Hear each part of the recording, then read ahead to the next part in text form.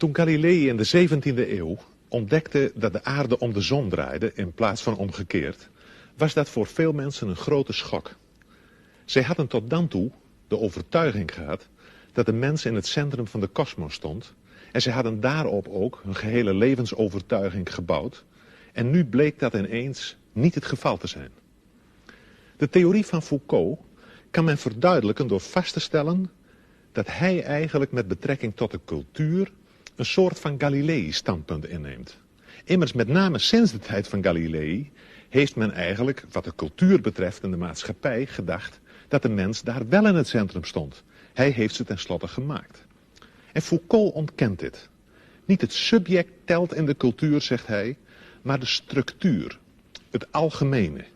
Iets wat op zich al te begrijpen is, als men bedenkt dat de regels volgens welke men zich gedraagt voor verreweg het grootste deel al uitgevonden waren voordat men werd geboren.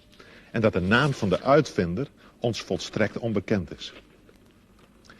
Nu kan men Foucault met Galilei vergelijken, maar in een ander opzicht kan men Chomsky ook met Galilei vergelijken, omdat hij in de taalwetenschap, de linguïstiek, zijn vak, een geweldige revolutionerende werking heeft gehad over de gehele wereld.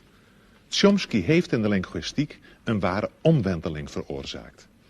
En het interessante is nu dat de theorieën van Chomsky in precies de tegenovergestelde richting wijzen als de theorieën van Foucault. Chomsky zet het subject veel meer in het centrum. Bij de confrontatie dus van deze twee geheel verschillende denkers is het verder goed om te bedenken dat zij beide ook erg verschillend werk doen. Foucault is een cultuuronderzoeker, Chomsky is een taalonderzoeker. Of nog anders gezegd, Foucault interesseert zich erg voor de geschiedenis van de wetenschappelijke taal. Chomsky interesseert zich erg voor de taal die we gebruiken, de dagelijkse taal. Het is op zich interessant, en misschien ook niet toevallig, dat het debat tussen deze twee pas echt fel en spannend wordt in de tweede helft als het gaat over de politiek. Toch is het geloof ik goed dat er een stuk theorie aan vooraf gaat. Want in een discussie over filosofie en maatschappij gaat het er tenslotte niet om welk toevallig politiek standpunt bepaalde denkers innemen, maar is het natuurlijk van groot belang om te zien vanuit welke argumenten, of ze dat zullen doen. Het is misschien ook wel leuk dat deze discussie plaatsvond in de hal van het auditorium van de Technische Hogeschool in Eindhoven. Een discussie namelijk tussen twee filosofen, twee onderzoekers, wier werk zich kenmerkt door een grote precisie, een grote gedetailleerdheid en ook een grote helderheid. En verder vond ik het wel symbolisch dat het plaatsvond in een ruimte met veel glas. Binnen- en buitenwereld liepen door elkaar. Tijdens de uitzending zag je het verkeer buiten rijden. Symbolisch inderdaad omdat de relatie tussen binnen- en buitenwereld voorop staat in het eerste stuk van het 4e filosofendebat over menselijke natuur en ideale maatschappij.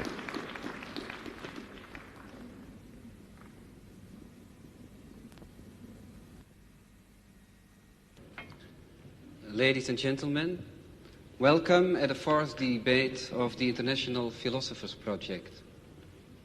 Tonight's debaters are Mr. Michel Foucault of the Collège de France and Mr. Noam Chomsky of the Massachusetts Institute of Technology. Both philosophers have points in common and points of difference. Perhaps the best way to compare both philosophers is to look at them as mountain diggers working at the opposite sides of the same mountains with different tools without knowing even if they are working in each other's direction. All learning concerning man, ranging from history to linguistics and psychology, are faced with the question whether in the last instance we are the product of all kinds of external factors, or if in spite of our differences we have something we could call a common human nature by which we can call each other human beings. So my first question is to Mr. Chomsky, because you, Mr. Chomsky, employ often the concept of human nature, and even in this connection you are using terms like innate ideas and innate structures. Which arguments can you derive from linguistics in order to give such a central position to this notion of human nature? Well, let me begin in a slightly technical way. A person who's interested in studying language is faced with a very definite empirical problem.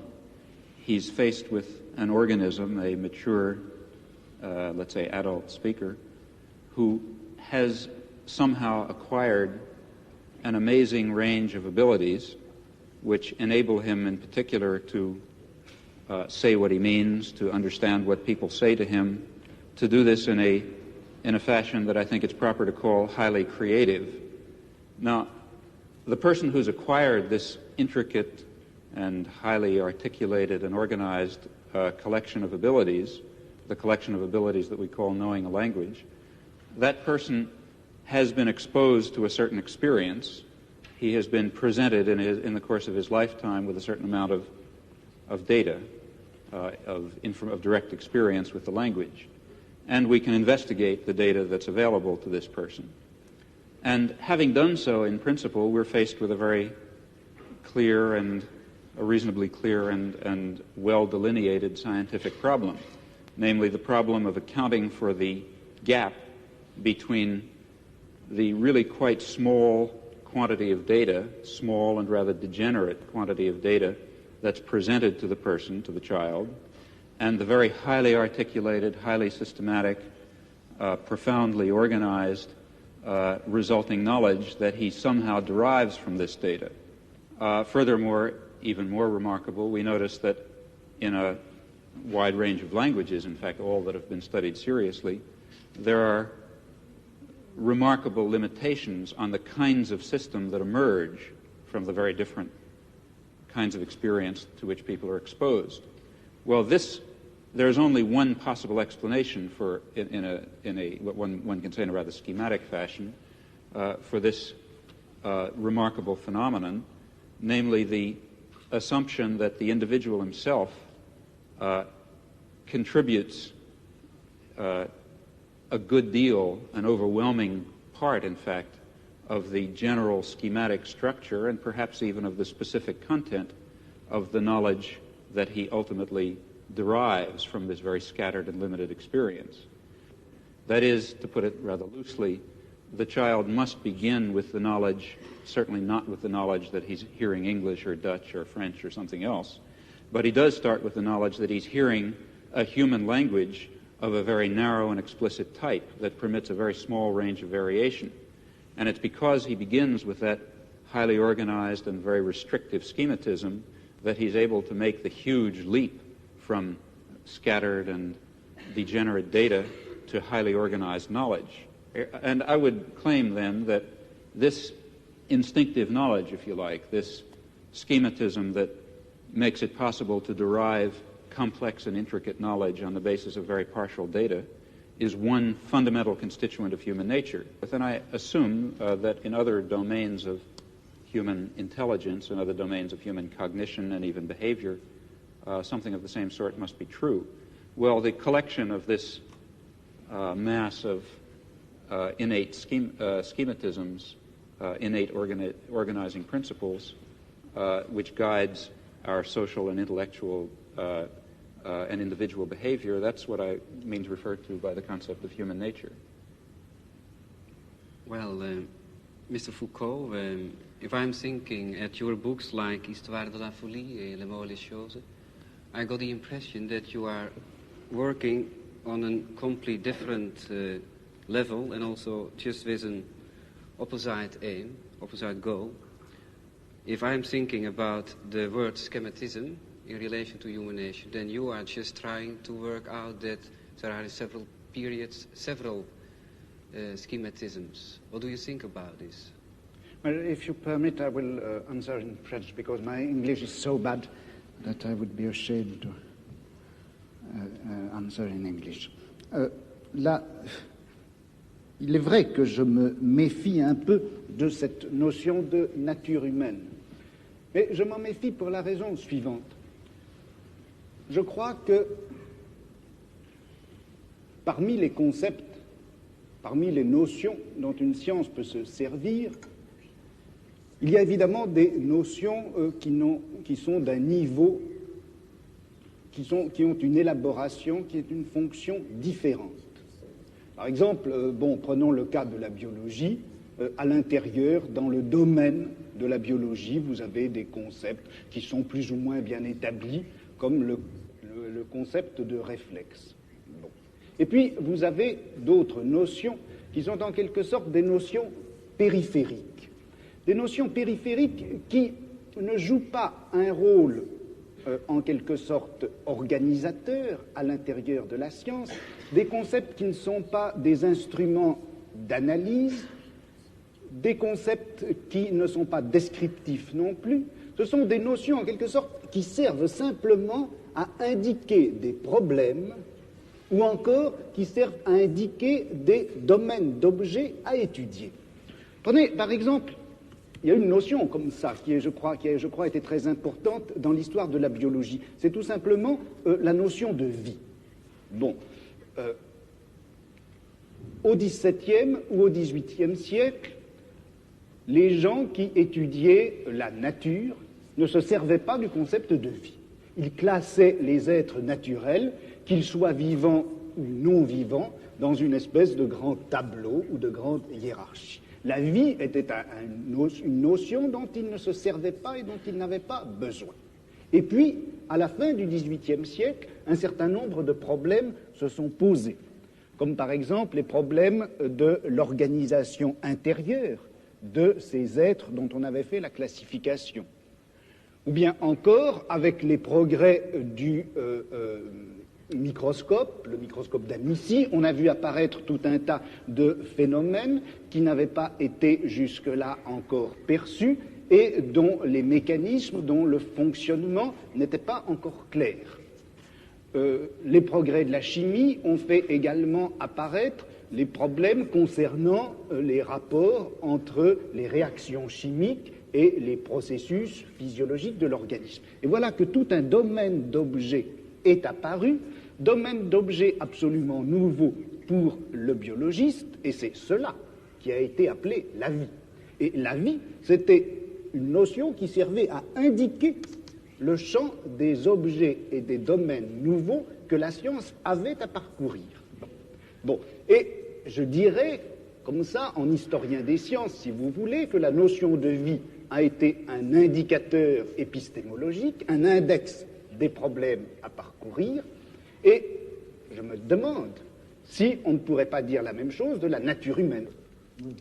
Foucault vergelijkt dus het begrip menselijke natuur van Chomsky met het begrip leven in de biologie en in de geschiedenis van dat vak.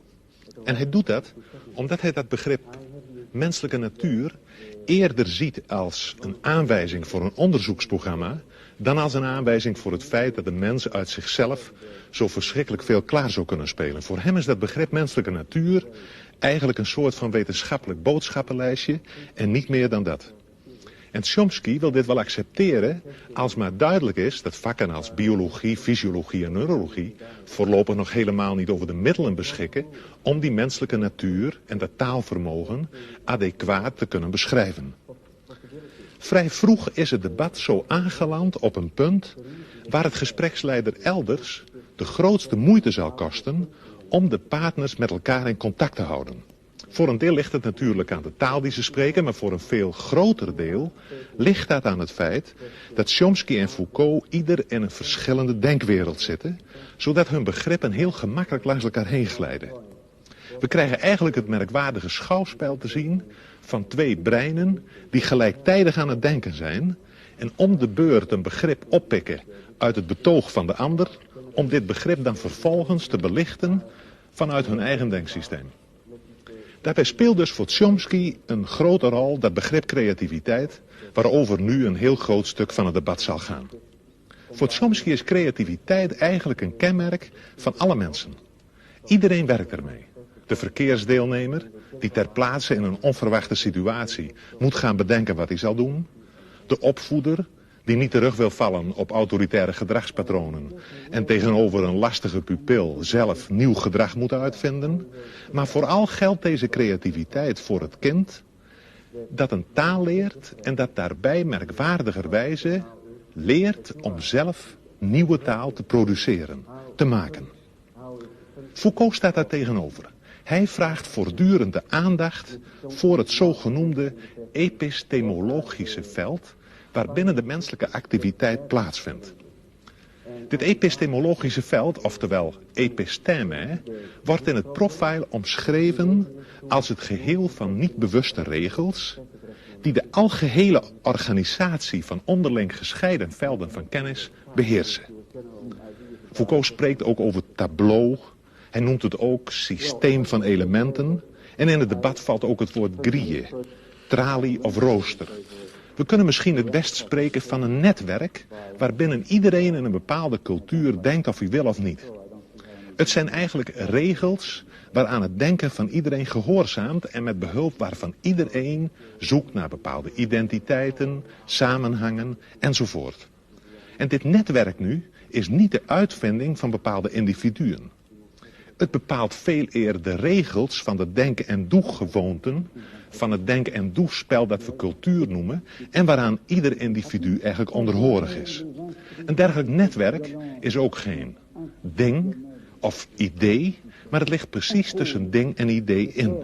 En de geschiedenis van het denken is dan voor Foucault ook niet de geschiedenis van ideeën, of zelfs zoiets als de ontwikkeling van de geest of iets dergelijks, maar veel eer de afwisseling van discontinue transformaties, van discontinue overgangen van het ene netwerk naar het andere.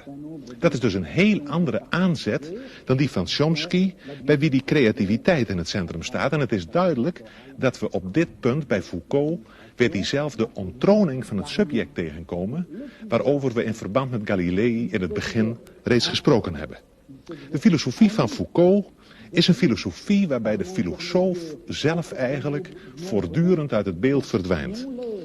Ja, paradoxaal genoeg zou je moeten zeggen, het is eigenlijk een filosofie zonder filosoof. En je moet dit ook nog generaliseren, want de mens is bij Foucault in zekere zin de grote afwezige in zijn eigen cultuur. En het is in dit verband dan ook heel begrijpelijk dat Foucault nogal fel en afwijzend reageert wanneer de gespreksleider belangstelling begint te vertonen voor privéaspecten van zijn bestaan. Wanneer Foucault debatteert, dan gaat het over alles, behalve over Foucault zelf.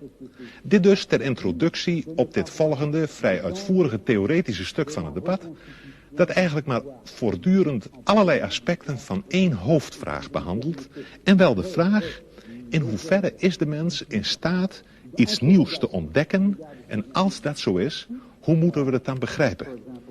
Het lijkt mij een erg relevante vraag, zeker als we bedenken dat we nogal wat nieuwe vormen van gedrag, kennis en wetenschap nodig zullen hebben, willen we het er in onze wereld met elkaar levend afbrengen. We nemen nu de draad weer op waar Foucault toelicht waarom hij aan de creativiteit van het individu in de geschiedenis niet zoveel aandacht besteedt. Dans l'histoire traditionnelle des sciences, on accorde en effet le maximum, enfin la tradition veut qu'on accorde le maximum à la créativité des individus. L'histoire des sciences, jusqu'à ces dernières années, consistait essentiellement à montrer en quoi un individu, que ce soit Newton ou que ce soit Mendel, peu importe, avait été effectivement le créateur ou le découvreur plutôt d'une vérité qui était là, inscrite dans les choses et dans le monde, et que personne avant eux n'aurait vu. Le postulat, il y a, je crois, qui dort en quelque sorte sous l'histoire des sciences traditionnelles, c'est ceci, c'est que la vérité est là pour être connue et que pourtant l'esprit de l'homme, par la suite, par l'effet d'un certain nombre d'inhibitions ou d'obstacles, n'est pas parvenu à voir cette vérité. L'esprit de l'homme est fait pour voir la vérité et un obstacle contingent l'en empêche. Cet obstacle, ça peut être, eh bien, selon les historiens, les conditions économiques et sociales, ou ça peut être la forme des mentalités, ou ça peut être la crédulité les vieux thèmes et mythes religieux, par exemple, ou moraux, enfin tout ceci qui constitue comme les obstacles, les écailles sur les yeux de celui qui voudrait voir. Mais en droit, l'esprit est fait pour voir, en droit, l'esprit est fait pour avoir accès à la vérité. Dans cette conception traditionnelle de l'histoire des sciences, d'une part, si vous voulez, on donne toute la créativité à l'individu, qui est en droit possesseur de la vérité, et puis on la lui retire par le système des obstacles qui viennent d'une façon tout à fait contingente l'empêcher de saisir, de formuler, de construire cette vérité à laquelle il a droit en principe. Bon. Alors, moi, le problème qui s'est posé à moi, c'était précisément un peu l'inverse. Parce que qu'est-ce qui se passe quand on assiste à une grande transformation scientifique? Dans une transformation scientifique, comme par exemple la naissance de la biologie au milieu du XVIIe siècle, ou la naissance de la philologie à la fin du XVIIIe, au début du XIXe. C'est vrai qu'un certain nombre d'obstacles, un certain nombre de préjugés, un certain nombre d'idées toutes faites tombent et viennent à disparaître. Mais ce qui m'a frappé, c'est que une science, au moment où elle naît, non seulement se débarrasse d'un certain nombre d'obstacles et d'obscurités, mais en même temps, elle supprime un certain nombre de savoirs et de connaissances existantes qu'elle occulte, qu'elle cache, comme si elle appliquait une grille nouvelle qui, tout en permettant de faire apparaître des phénomènes jusque-là cachés, cache des connaissances déjà acquises. Donc, une science, le progrès d'une science, l'acquisition d'une science, c'est pas simplement l'oubli des vieux préjugés, ce sont pas simplement les obstacles qui tombent, c'est une véritable nouvelle grille qui cache un certain nombre de choses et du coup fait apparaître. Donc, quand je critique la notion de créativité, je veux dire par là que, en fait, la vérité ne s'acquiert pas comme une sorte de création continue et cumulée, mais comme un jeu de grilles qui s'appliquent les unes sur les autres, cachées. I think in part we're slightly talking in cross purposes because of a different use of the term creativity. In fact, I should say that my use of the term creativity is a little bit idiosyncratic, and therefore the onus falls on me, not on you in this case. But when I speak of creativity, I'm not attributing to the concept the notion of value that is normal when we speak of creativity. That is, when you speak of scientific creativity, you're speaking properly of the achievements of a Newton. But in the context in which I've been speaking about creativity, it's a normal human event. I'm speaking of the kind of creativity that any child demonstrates when he is able to come to grips with a new situation, describe it properly, react to it properly, tell us something about it, think about it in a new fashion for him, and so on. These are, I think it's appropriate to call those creative acts, but of course without thinking of those acts as being the acts of a Newton. It's the lower levels of creativity that I've been speaking of. Now, as far as what you say about the history of science is concerned, I think that's correct and illuminating and particularly relevant, in fact, to the kinds of enterprise that I see lying before us in psychology and linguistics and the philosophy of mind. That is, I think there are certain topics that have been, what was your word, depressed or put aside during the scientific advances of the, say, past 2 centuries, century and a half. But now I think we can overcome those, or it's possible to put aside those limitations and forgettings and to bring into our consideration precisely the topics that animated a good deal of the thinking and speculation of the 17th and 18th century, and to incorporate it within a much broader and I think deeper science of man that will give fuller role, though certainly not will not hope to give complete understanding to such notions as innovation and creativity and freedom and production of new new elements of thought and behavior within some system of rule and schematism. Those are concepts that I think we can come to grips with. Je crois qu'entre ce qu'a dit M. Chomsky à l'instant et puis ce que j'essaie de montrer, il y a en réalité beaucoup de ressemblances. C'est-à-dire qu'il n'y a en fait de création possible, d'innovation possible. On ne peut, dans l'ordre du langage ou dans l'ordre du savoir, produire quelque chose de nouveau qu'en mettant en jeu un certain nombre de règles qui vont définir l'acceptabilité ou la grammaticalité des énoncés, ou qui va définir, dans le cas du savoir, la scientificité des énoncés. Alors, disons en gros que les linguistes, avant M. Chomsky, ont surtout insisté sur les règles de construction des énoncés et moins sur l'innovation que représente tout énoncé nouveau ou l'audition d'un énoncé nouveau. Et puis, dans l'histoire des sciences ou dans l'histoire de la pensée, on avait beaucoup plus l'habitude d'insister sur la création individuelle et on avait tenu à l'écart, on avait laissé dans l'ombre ces espèces de règles communes, générales, qui sont en œuvre obscurément à travers toute découverte scientifique, toute invention scientifique, ou même d'ailleurs toute innovation philosophique. Des règles non seulement linguistiques, mais épistémologiques, et qui caractérisent le savoir contemporain. Well, I think perhaps I can try to react to those comments within my own framework in a way which maybe will shed some light on this. How is it that we're able to construct any kind of scientific theory at all? How is it that given a small amount of data, it's possible for various scientists, for various geniuses even over a long period of time, to arrive at some kind of a theory, at least in some cases, that is more or less profound and more or less empirically adequate? This is a remarkable fact.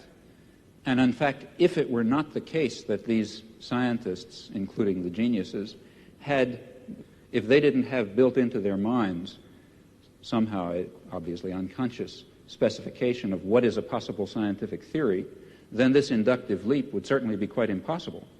Just as if each child did not have built into his mind the concept of human language in a very natural way, in a very narrowing way, then the inductive leap from data to knowledge of a language would be impossible. So even though the process of, let's say, deriving knowledge of physics from data is far more complex, far more difficult for us, for organisms such as us, far more drawn out in time, requires intervention of genius and so on and so forth, nevertheless, in a certain sense, the achievement of discovering physical science, or biology or whatever you like, is based on something rather similar to the achievement of the normal child in discovering the structure of his language. That is, it must be achieved on the basis of an initial limitation, an initial restriction on the class of possible theories. And the fact that science converges and progresses, that itself shows us that such initial limitations and structures exist.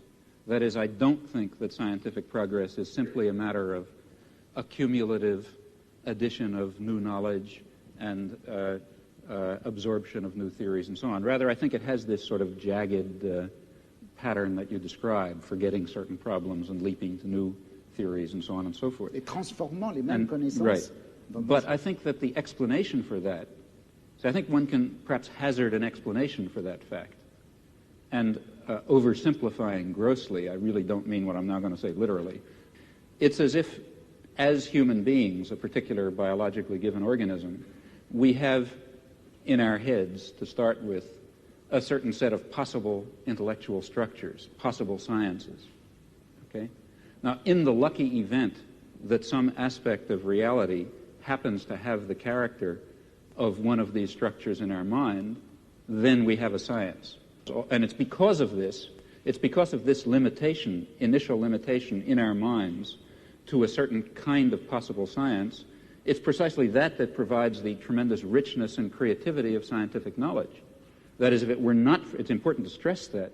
This has to do with your point about limitation and freedom. If it were not for these limitations, we would not have the creative act of going from a little bit of knowledge, a little bit of experience, to a rich and highly articulated and complicated array of knowledge.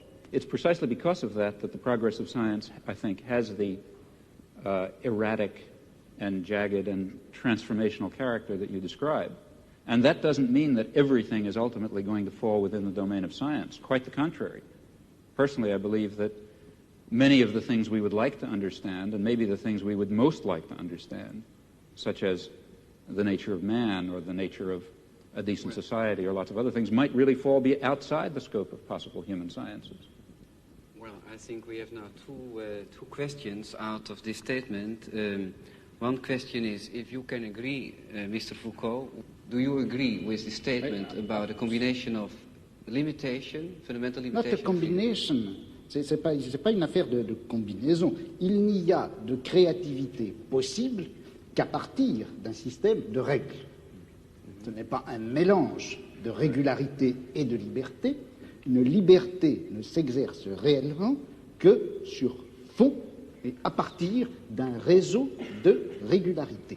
Le problème, alors, là, que je me pose, et où je ne suis pas peut-être tout à fait d'accord avec M. Chomsky, c'est lorsqu'il place ces régularités à l'intérieur, en quelque sorte, de l'esprit ou de la nature humaine.